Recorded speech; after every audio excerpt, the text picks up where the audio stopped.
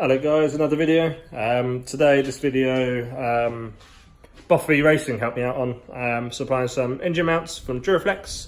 These are the hardest ones you can get. Best ones really for my former motorsport, what I could be using. It's not on the road, so I don't have to worry about any additional vibrations, noise. I don't have any sound deadening, don't have a MOT, tax, insurance. It's not race insurance, but obviously that's for storing it here, transporting it, and on the track. So I'm going to try and make a really short video of how to install Mazda MX-5 Mark 1. First things you really got to do is jack the car up, remove the wheels. I always throw my wheel nuts back on just so I don't lose them. Jack onto the chassis rails right at the front. You can do that with a jack and then make sure your axle stands underneath. Jack the engine up a little bit once you've undone the mount. It's 14mm nuts what are up in here. There's one on each side of the car on the subframe. Once that's done, slowly start to jack. Make sure you've got a piece of wood on the sump so you don't crack it. And when you jack, make sure your cam angle sensor on the back of the block doesn't hit the firewall. Same with the core pack. Mine's a little bit battered and bruised along here from various engine changes, what we've done over the years with this. So yeah, that's step one of getting the engine mounts in. So the second stage of changing the engine mounts is to remove the housing and cover for it. So you can see there's a little black shroud there. Tip of my finger there is a 14mm nut. Another one here and another one further down, which is a little bit easier to access from the underside of the subframe if you can get in there.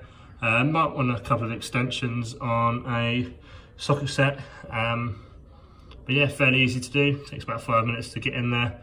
Obviously it depends how much stuff you've got in the car. So this car's got no AC, no power steering, so a little bit easier. Each side of the car varies. But I'm just starting on driver's side. I tend to normally start that side. So yeah, I'll show you what it looks like when it comes out. Okay, so that's come out. Lied to you a little bit, there is no bottom nut. Just these two. Was in there, or was this one and this one? I guess all three are going to be in there, but over the time this car's had engines blown up, I guess I might have added a few bolts to the spares department. So that was out. That literally took 2 minutes. When it's up on the car like this, imagine the car being the block now. There's a little hook right on this top one just here. She twisted it out, up and over forwards, over the subframe, and it literally just ended up on the floor right in front of me. There's a little guard plate, which is absolutely jank. On the inside, there's another nut just in there. Undo that 14mm.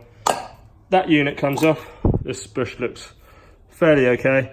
So just whip that off and it's a case of putting the new one in.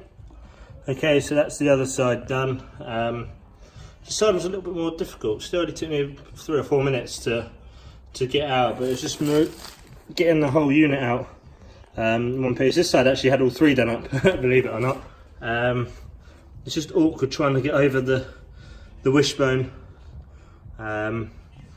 But yeah, it come out the front of the car, just above the radiator, just over here. But I guess this is the side where you got your power steering and your air conditioning pump. So I guess if you're running that, it's going to be slightly harder. Luckily enough, I don't, so it just fell straight out. So it's going to give these a bit of a clean.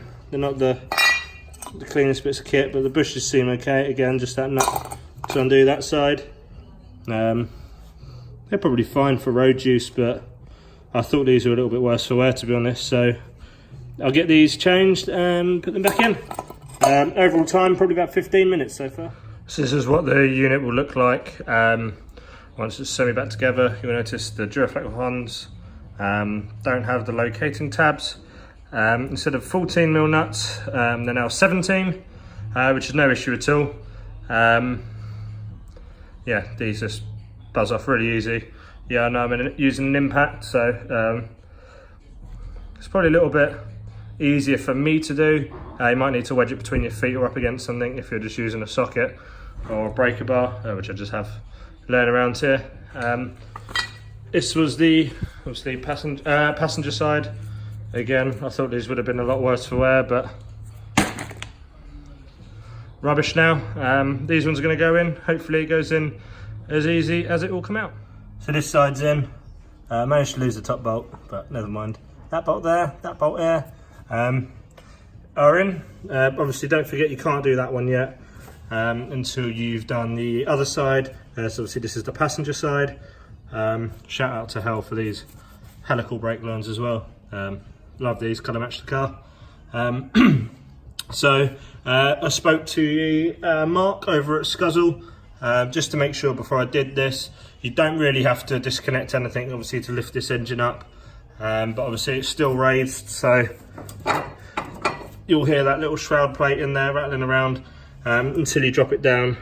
I've got to do the other side and then you'll be able to do them 14mm nuts up. But now obviously we're using the Duraflex ones. Can't find it to show you. They are now 17s instead of 14s. So that's the engine mounts all done. Passenger side was a little bit more difficult to put the mounts in just because of my stupidity. But me telling you this now should hopefully mean that you don't make the same mistake as I did. The big hole where the 14mm nut was to hold the bottom of the subframe to the engine mount in, there's two locating holes rather than the driver's side where it's like a big long slit like the length of my finger really to allow it to adjust and pivot. I put the mount on this side, on the passenger side, in the top hole. So that literally meant my engine was sat like this rather than flat. Couldn't figure it out, kept jacking it up, dropping it down, trying to see if it was just me being, or it just not locating properly. So I decided to start again, rather than work myself up about it. And then I realised, okay, look, Spence, you're an idiot, there's two holes here, why didn't I check that? So it's in the bottom hole you need to put it. If it's in the top hole, you'll be pissed on an angle. It looks really silly anyway. But yeah, that's it, jack out. All done, just tightened them all up. I know there's people going to be asked, what did you torque it to? A couple of ugga duggers, if you ask me, on the impact. That's how I work. On more serious stuff, if I was like doing engine stuff, such as like crankshafts, then yeah, that would be torqued properly, but FT's FT on something like that. So that's why I'm just doing an FT. Probably took me an extra half hour to do that other side, just because I was an idiot on that. So I'm going to say hour and a half all in all. What you really need is a couple of extensions. So I basically build my whole car, apart from obviously like the finer stuff like caliper rewind tools and stuff like that, on a Halfords 200p socket set. Yeah, I pretty much used every extension going. So it's the 1/2 inch, 3/8, all in with the little adapters onto my gun, and that was everything I really needed, to be fair. So 14 and 17mm nuts. If you're using stock stuff and putting stock stuff back in, you're only going to be using the 14s, 14mm for the stuff I got from Boffy. So again, thank you Boffy for hooking me up with them engine mounts and the other bits. That's why I just had to change to 17mm bolts, well, nuts should I say. The stuff that mounts to the block is still the same. I was an idiot and I lost that third magical bolt what I was didn't want to lose, so now that's going to be found somewhere, going to the spares department again, as I like to call it. But yeah, really easy. You can do this on your drive, no problem at all. Okay, just make sure you've got the extensions. But yeah, that's all done. Cheers for watching, and that is how you install, or attempt to install, should I say, MX-5 Mark 1 engine mounts.